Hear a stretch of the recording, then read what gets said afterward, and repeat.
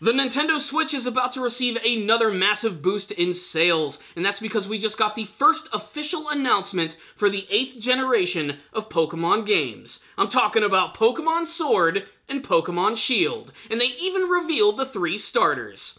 These are my thoughts.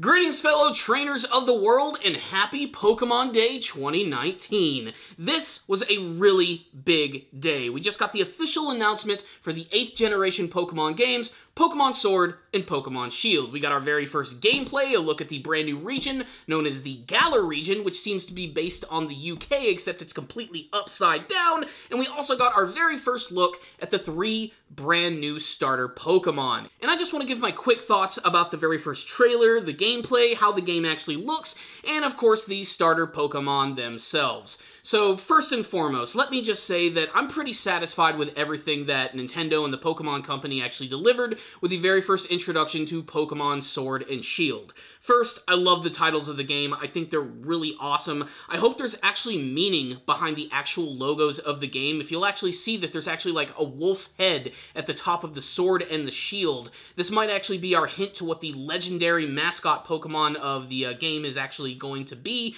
or maybe it's just a really cool visual aesthetic.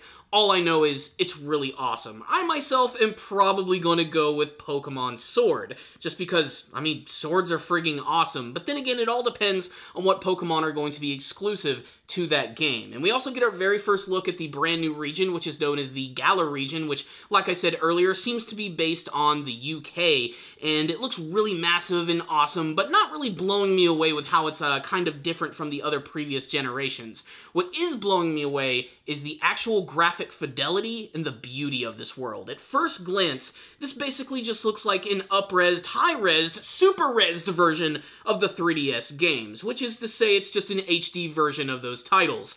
But if you actually watch the trailer and put these screenshots side by side, you can see that Sword and Shield have a tremendous amount of detail put into their worlds, whether it be just the actual landscapes themselves, or the actual beautiful cities, or just the look of the homes of the main character. I mean, this is visually the greatest looking Pokemon game ever made, and it looks like it's going to be absolutely massive in its scope. I know that a lot of people have actually been disappointed over the fact that it's not as much as a leap when compared to other generations, but I mean, graphically speaking, I think it's doing a really great job. And I know that people want more of like a giant free-roaming style Pokemon game, but it's just so traditional at this point to do something kind of like this that honestly, I'm okay with it. I heard some people were kind of hoping that this would be like the Breath of the Wild of Pokemon games, where you'd have free control over the camera and be able to go anywhere and do anything.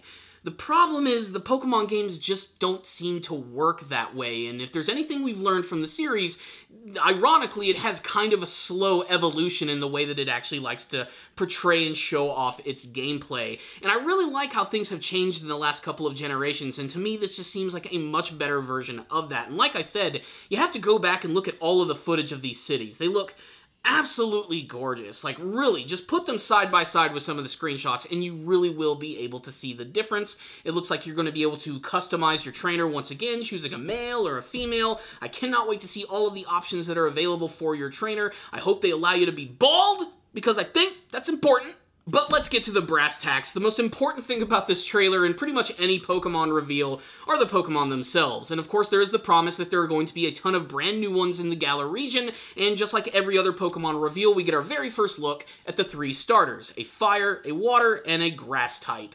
And I'm liking these designs. They're not completely blowing me away, especially because they do seem similar to a lot of Pokemon designs that I've seen before, but I do like every single one, so let's just sort of break them down. First, there is the grass type, which goes by the name of Grookey. He is a grass monkey, that funky, chunky monkey. And from what I've gathered, the general consensus is that he's probably the least favorite of the 3. And unfortunately, this is just sort of the continuation of the grass starter curse. A lot of the times, the grass starter tends to get the short end of the stick, but honestly, I really do like this grass monkey. Grookey seems like he's going to be a lot of fun. He's super adorable, although I have to admit, it's not the first grass monkey that we've actually seen in the series. Hell, the last generation had 2 of them with Passimian and Oranguru.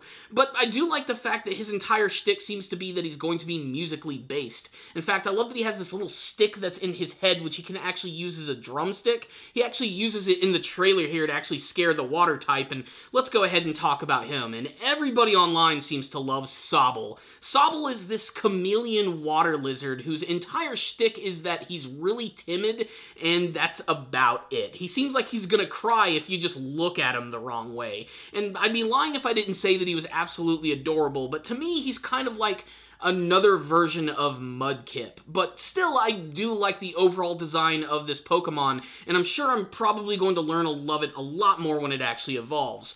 But now let's talk about the fire type, which I think is my favorite, and the general consensus online, again, is that it is the most favorite of the three, and it's easy to see why. It has a tremendous amount of personality and energy, and it goes by the name of Scorbunny. It's essentially a fire rabbit.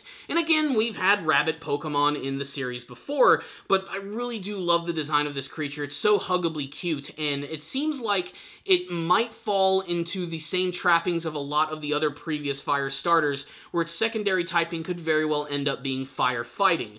This is not officially confirmed in any sense of the word, but just the way that the actual thing moves and the look of its feet leads me to believe that it actually could be a firefighting type.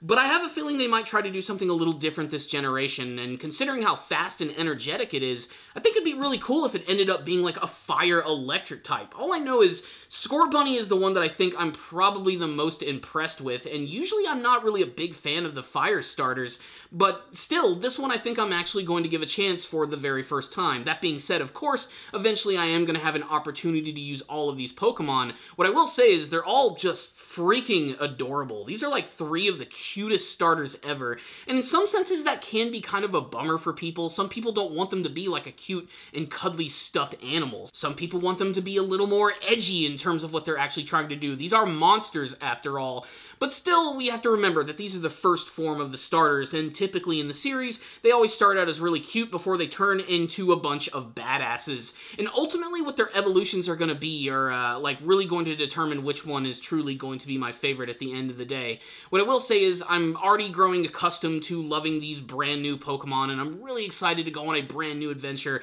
in the Galar region. Like I said, if I had to choose my favorite between the 3, I'm probably just going to have to go with Scorbunny. A lot of people have also made the theory that it has really big feet and it runs fast, so it might actually end up being like a soccer player, which makes a lot of sense because in the trailer we actually get to see the trainer is going into a football stadium, so that could actually like play a role in the story. And again, this is set in a setting which is based off the UK, so there being like a soccer or football stadium makes perfect sense. I mean, just imagine this like little bunny kicking around like a ball of fire. That would be really awesome and unique. So to wrap things up, I have to say I'm pretty satisfied with the introduction of Generation 8. It's got me really excited. I mean, I'm definitely going to be there day one. I'm a hardcore Pokemon fan. I've been there for the launch of every single game for every single generation, and the fact that this is going to be the very first one on an actual home console has got me really excited. I hope that Game Freak and the Pokemon Company are going to go crazy with some of the innovative choices that they decide to give us, and I hope that there's going to be plenty of surprises in the months to come as we see brand new Pokemon, brand new gameplay elements, before we finally get to that big release at the end of the year. I am pumped for this game, but I really want to hear from you guys. That's the main reason I made this video. I want to get your thoughts about Pokemon Sword and Shield. Did you like the presentation? Do you like the Galar region? Do you like the 3 starters? Of the 3, which one is your favorite? Are you not really feeling this generation? Let's just get a discussion going all about it in the comment section below. And the Pokemon hype train continues. I just did a video on Pokemon Detective Pikachu, the brand new movie. Make sure to check out that video as well. They just released a brand new trailer and I gave my thoughts on that, and just a little preview. I think it's going to be the best movie of the year. There will be a link for that video in the description box below. Like I said, let's get a discussion going about this generation. Do you guys want to see more Pokemon-themed videos? I would love to do more of these. I'd like to do a Pokemon month really soon. There is actually one video that I have been working on secretly. I'll go ahead and say what it is right now. It is actually the review of the second Pokemon movie, The Power of One, which features the debut of Lugia, the legendary Pokemon. I already reviewed the very first Pokemon movie, and I had a blast looking at that, and I'm really trying to put a lot of work into this one. In fact, I've been working on it for the better part of like 4 months, and I'm just really trying to make it as perfect as humanly possible. So like I said, if you want to see more Pokemon content, just sort of sound off in the comment section. There it is. Thank you all for watching this video. Make sure to subscribe to the channel for more anime reviews and Pokemon videos and all types of other cool stuff. And make sure to like the video and share it with all of your friends. I will see you all next time, and as always, stay down there, baby.